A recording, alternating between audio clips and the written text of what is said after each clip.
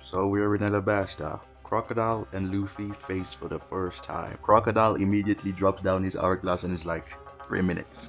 That's all the time I have to play with you. Already asserting his dominance. By doing this, he is telling us, the audience, that he is that guy. He is not no pushover. He is not Arlong. He is one of the 7 warlords of the sea. So Luffy starts off with the ineffective. Crocodile swings, Luffy dodges. Ineffective.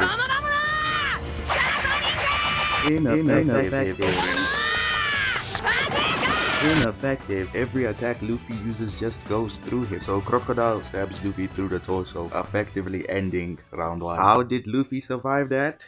I don't know. But anyway, water drops on Crocodile's arm and Luffy holds Crocodile's hand strongly, and look at Crocodile's reaction. Are you serious, man? Why is bro acting like he got stabbed or something? His arm is not even broken. Bro's grunting like he got hit with a super move or something. And look at his face. This is the face you make when diarrhea hits you in the middle of class out of nowhere.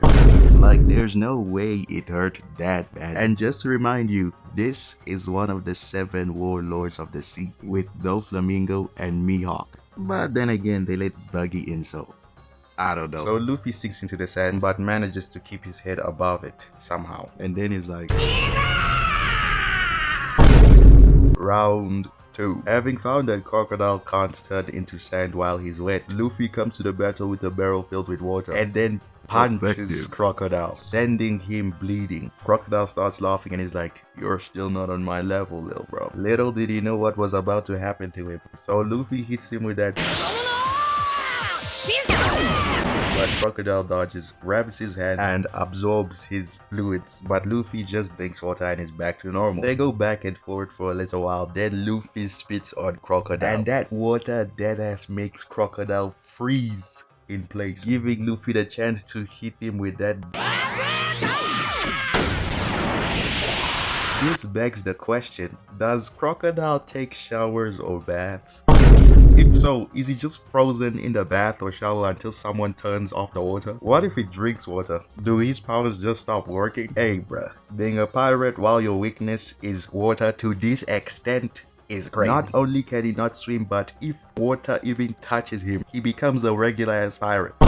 So anyway, Crocodile starts flexing his powers, drying the ground, the grass, and even drying the stone, turning it into sand, showing us that this dude is powerful. Luffy probably shouldn't even be able to beat him, right? So Crocodile wins round 2 by drying up Luffy, but then he is saved by water that he spat out, which doesn't make sense. Let me show you. So here is the building. Let's just say here's the building where Crocodile is standing. Here's Crocodile. Mugiwara no Luffy. And here's Luffy right here. On the edge. Yeah, let's just say that's Luffy. Yeah, that's his straw hat right there. So Luffy.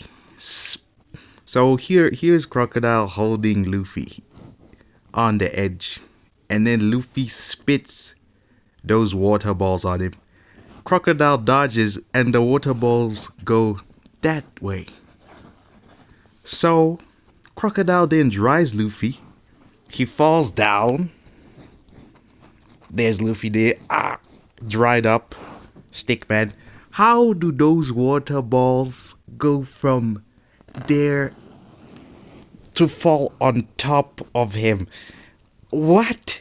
It doesn't make sense. Unless Crocodile was directly on top of him holding Luffy, which is already an awkward position to be in. Poof. Okay, that makes a little bit of sense, but how is Crocodile crouching? How is Crocodile crouching if he's standing directly on top of him? It doesn't make sense.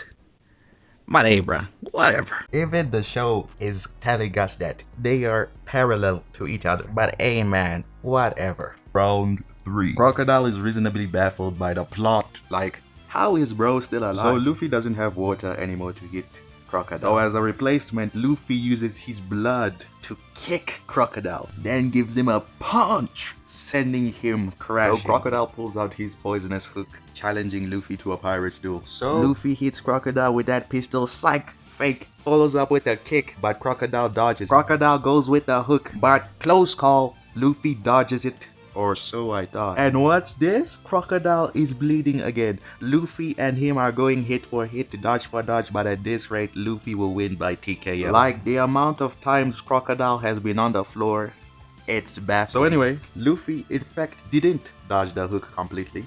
So he got hit. He is poisoned. Luffy falls on the ground, but stands up again. How did he power through the poison? The power of friendship. How is he not bleeding out? The power of friendship. How is he even alive? Say it with me. The power of friendship. If only the power of friendship can pay my bills like this. Crocodile attacks Luffy with that claw, but reversal, Luffy stomps his hand to the floor, breaking the hook. Then Luffy just starts going crazy on him. Not even telling us his moves, he is just going all in. Even Crocodile is wondering, how is this dude whooping me like this? He then tries to hit Luffy again, gets dodged and kicked to the ceiling. He then uses Bruce! But it's ineffective on then Crocodile gets hit with that,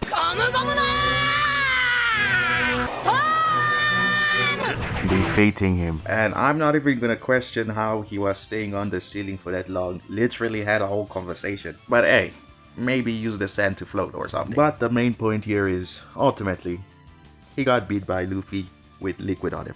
No haki, no gears, no jumping. Bro lost a 1v1 against Luffy fresh out of East Blue. Then bro has the audacity to go to Marineford like he's the shit, clashing with Mihawk, Doflamingo, and even Akainu like he can hang with them. No, he can't. He even attacked Whitebeard. And after that, even went to, spoiler, even went to team up with Mihawk like they're on the same level or something.